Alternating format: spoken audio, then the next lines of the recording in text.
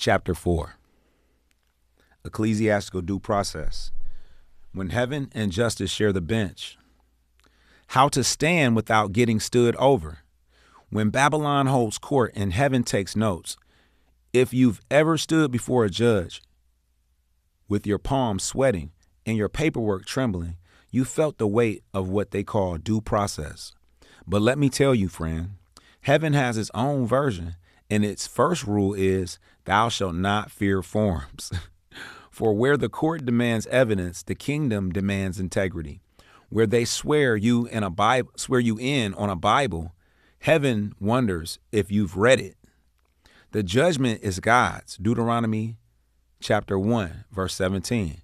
I learned that truth not in seminary. I learned that truth not in seminary, but in a family courtroom that smelled faintly of Lysol and lost hope. That's where I met the difference between due process of law and due process of life. The parable of the paper and the prayer. One day, a clerk slid me a form, 4 pages of confusion and threat, titled Motion for Enforcement of Child Support. I paused, breathed, and whispered, Ahia, teach me equity. Ahia, teach me equity. Instead of panic, peace arrived. Instead of anger, understanding. I realized then that the system was not my enemy. Ignorance was. And as I reviewed the document, I remembered a line from the U.S. Department of Justice's own letter. Courts must not incarcerate a person for non-payment of fines or fees without first conducting an indigency determination and establishing that the failure to pay was willful. I smiled, not because the letter would save me, but because heaven had already written the same thing in the book of Deuteronomy. One law shall be to him that is homeborn, and unto the stranger that sojourneth among you. Numbers 15:16. The earthly law was merely echoing the heavenly one. Equality, mercy, and fairness. The law of the bench and the mercy seat. In the ancient tabernacle stood the mercy seat, where judgment was rendered only after the blood of atonement was offered. In modern courts, there stands the bench, one man-made mercy seat, often without mercy.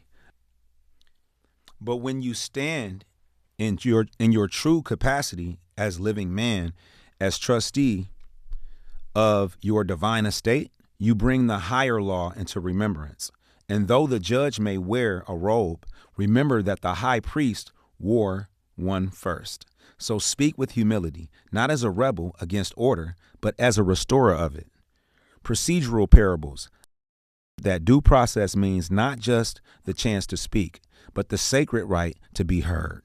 The court must, 1, provide notice, 2, offer a hearing, 3, allow defense and counsel, 4, ensure judgment by evidence, not emotion. Heaven operates the same way. Before divine judgment comes, there's always notice, there's always mercy, and there's always a chance to repent.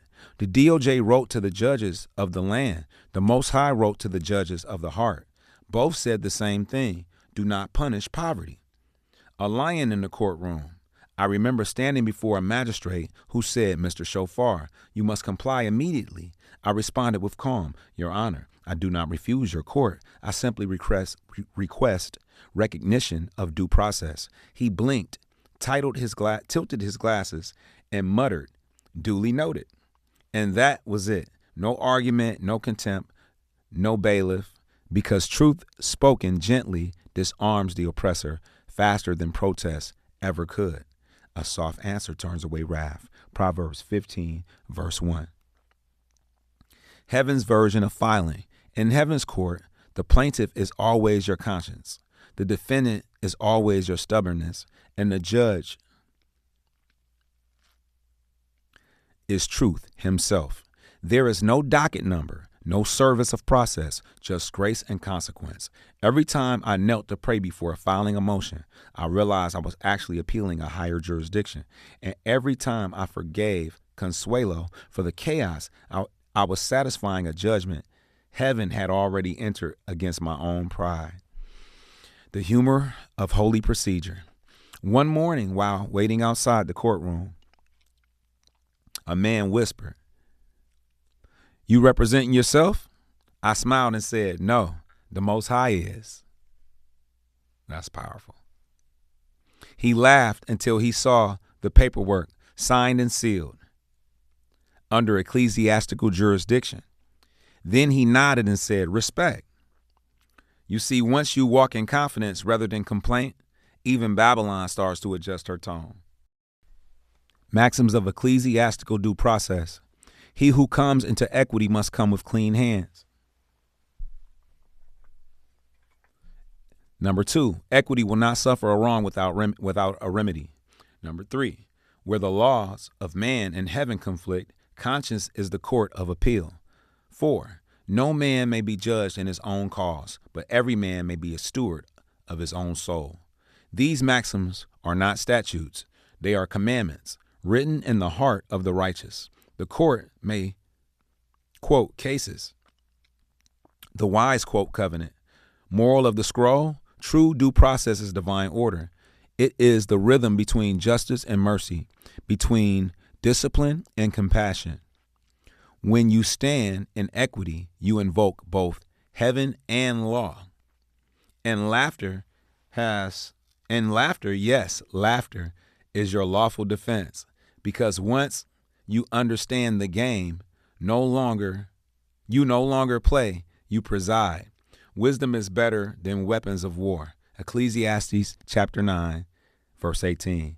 Thus ends chapter 4. Ecclesiastical due process. When heaven and justice share the bench, a testimony that every courtroom is temporary, but every conscience is eternal. This Hebrew house